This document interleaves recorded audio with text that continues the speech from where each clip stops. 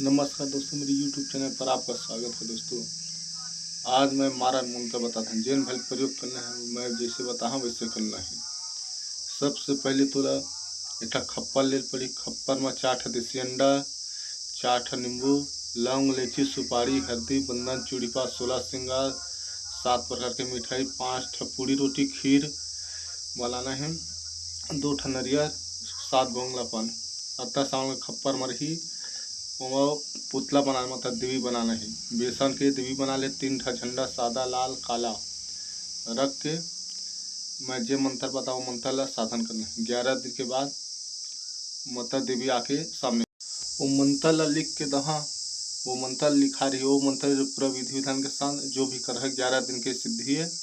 11 दिन में देवी आके प्रकट हो जाए, छाया रूप से ही। जय माँ काली।